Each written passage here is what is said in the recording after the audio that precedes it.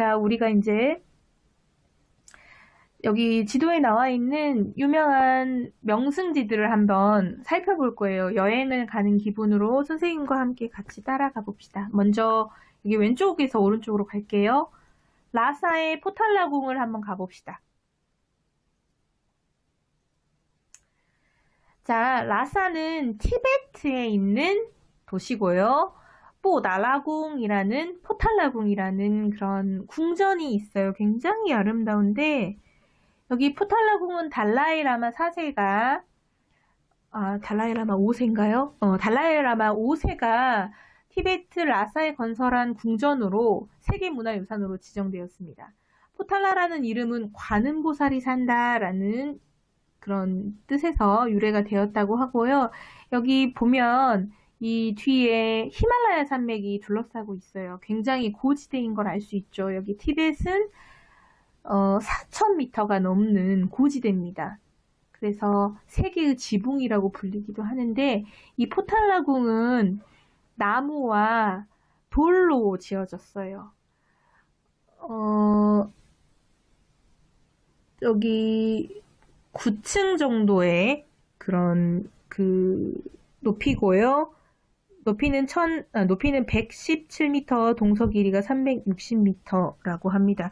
1000개가 넘는 방이 있는데 23개의 방만 일반인에게 공개하고 있어요. 중국은 1950년부터 티베트를 이제 강제로 병합해서 통치하고 있는데 티베트인들은 분리와 독립을 요구하면서 대규모 시위를 벌여오고 있습니다.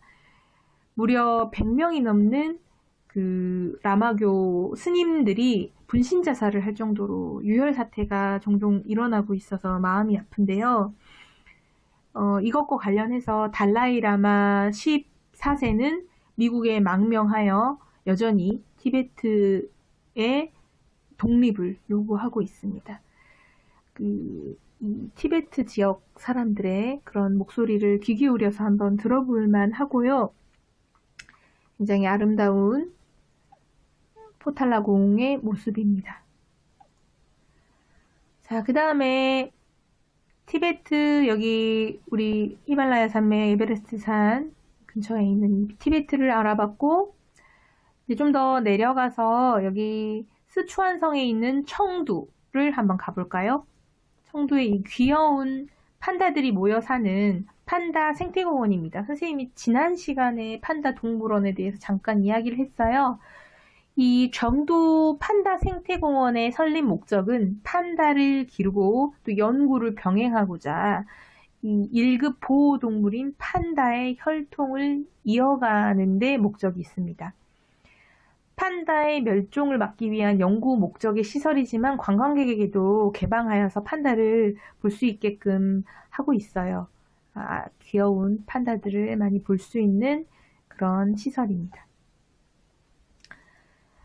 스촨성에 방문하게 된다면 이 청두의 판다 생태공원을 한번 가보시기를 추천드리고요. 자, 그 다음에는 조금 더 올라가서 실크로드의 출발점인 시안으로 가봅시다. 선생님, 목이 좀 많이 쉬어서 미안하게 생각합니다.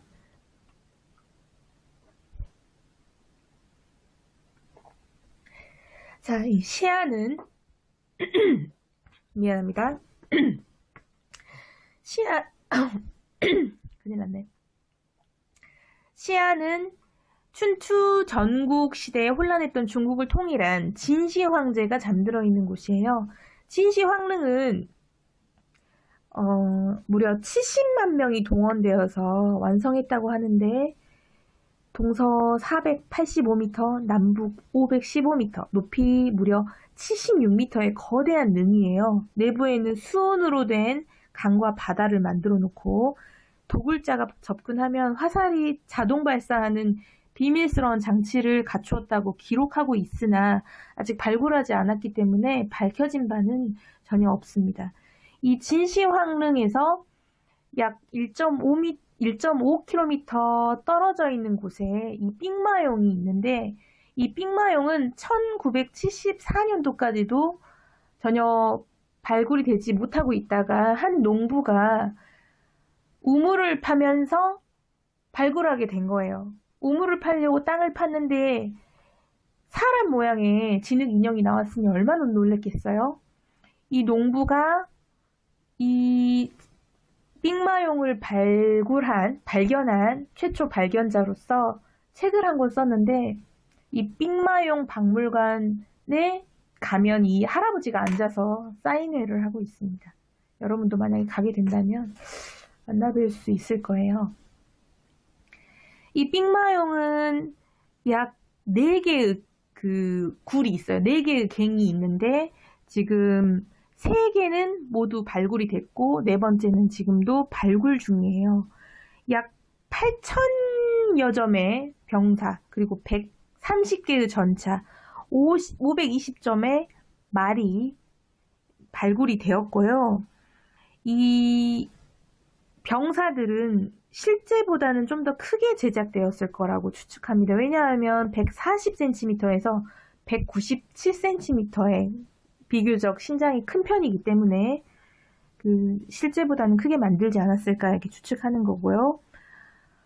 실제로 가면 굉장히 갱이 크고 넓고 웅장한 느낌이 듭니다. 선생님도 방문을 해봤고요. 볼만한 그런 곳이기 때문에 한번 가봤으면 하고 생각이 됩니다.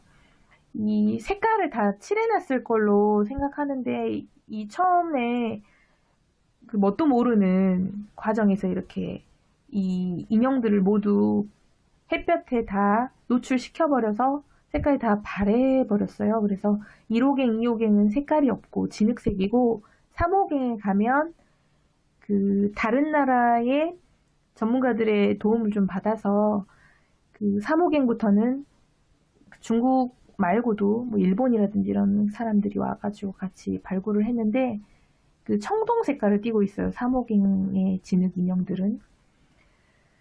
자, 빅마용에 대해서 잠깐 설명을 드렸고요. 뭐 동영상이나 이런 것들도 있지만 선생님이 저작권 문제로 보여줄 수 없기 때문에 나중에 기회가 되면 꼭 보여드리도록 하겠습니다. 자, 오른쪽으로 넘어가서 이제 비교적 북쪽으로 올라가면 하얼빈이라는 도시가 있죠. 우리가 하얼빈 하면 안중근 의사가 떠오르는데 흑룡강성에 있는 하얼빈, 북쪽이기 때문에 굉장히 춥습니다. 연평균 3.6도씨, 1월이 되면 영하 20도씨로 거의 아마 체감온도는 40도씨까지 내려간다고 하는데요. 러시아가 블라디보스토크부터 여기 하얼빈까지 이어지는 그런 철도를 건설하면서 러시아 사람들이 굉장히 많이 이주해서 와서 살았고 러시아풍의 건물들이 많이 있어요. 이국적인 그런 모습을 볼 수 있고 굉장히 춥기 때문에 숭화강의 얼음을 가져다가 아름다운 조각품을 만들고 그 조각품 안에 오색찬란한 조명을 켜서 삥덩제라고 하는 얼음 조각 축제를 매년 1, 2월마다 개최를 하는데 이게 일본의 삿포로 그리고 캐나다의 퀘벡 축제와 함께 세계의 3대 겨울 축제로 꼽힌다고 해요. 굉장히 유명한 축제고요. 사진을 한번 볼까요? 굉장히 화려한 등과 함께 또 이렇게 얼음으로 미끄럼틀도 만들고 볼거리가 많기 때문에 나중에 한번 가보시면 좋을 것 같습니다. 하얼빈 이렇게 발음하고요. 하얼빈을 지나서 이제 베이징으로 가봅시다. 자, 베이징을 상징하는 베이징의 중심에 있는 티엔안먼으로 가봅시다. 티엔안먼, 천안문이죠. 티엔안먼은 세계에서 가장 큰 도시 광장이라고 합니다. 마오쩌둥의 대형 초상화가 걸려 있고요. 동서 500m, 남북 880m, 총 면적 44만 제곱미터의 세계 최대의 광장으로 100만 명의 인원을 거뜬히 수용할 수 있는 정도라서 대규모의 군중 시위, 집회, 행렬, 경축 행사의 장소로 빈번히 활용이 됩니다. 1919년 5.4 운동, 1949년의 중화인민공화국 선포, 또 문화대혁명, 두 차례의 천안문 사태 등 굵직한 사건들이 모두 벌어진 곳이에요. 중국의 근현대사의 상징적인 장소라고 할 수 있죠.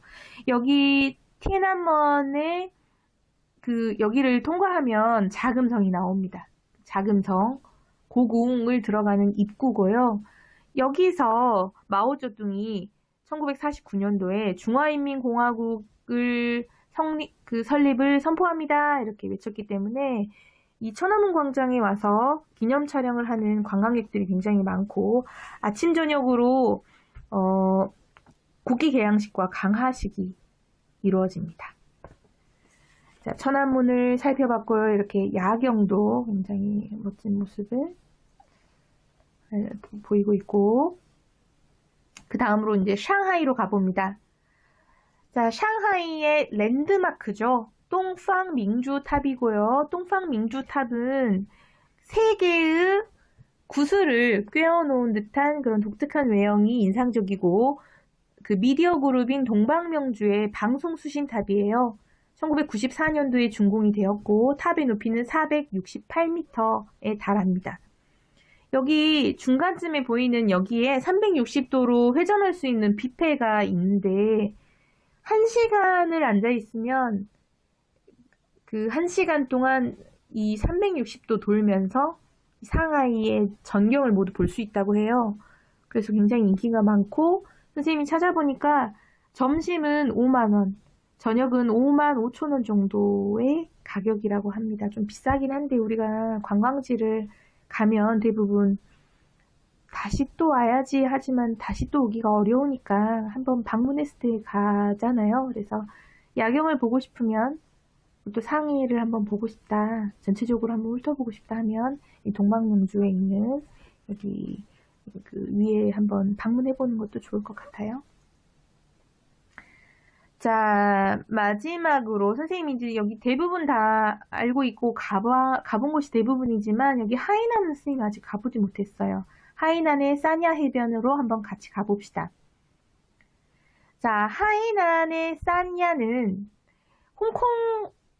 홍콩, 마카오, 대만보다도 더 아래에 있어요. 중국의 최남단의 섬이고요. 타이완 다음으로 큰 섬입니다. 자, 1년 내내 날씨가 따뜻해서 동양의 하와이라고 불리고요.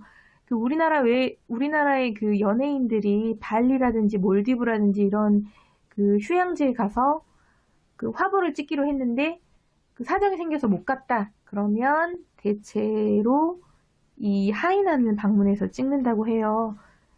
굉장히 그 동남아의 그런 정취를 풍기고 있기 때문에 또 우리나라 사람들 말고도 중국 사람들도 그 국내 관광지로 각광받고 있다고 합니다. 열대 작물이 생산되고 열대 식물원이 있다고 합니다. 산야라는 이름은 세 개의 강이 합류하기 때문에 산야라고 부른다고 하네요. 자, 여기까지 해서 우리가 그 중국의 많은 도시들 중에서 유명한 명승지를 살펴봤고요.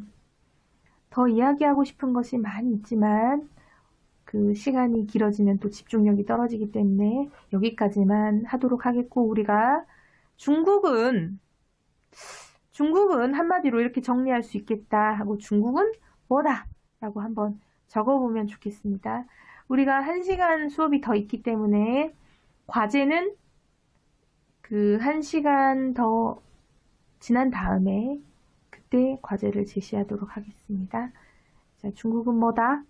한번 적어보도록 합시다. 예시 답안 한번 볼까요? 중국은 보물찾기다. 멋지게 적었네요. 자, 여러분 더 멋지게 적을 수 있을 거라고 생각이 되고 여기까지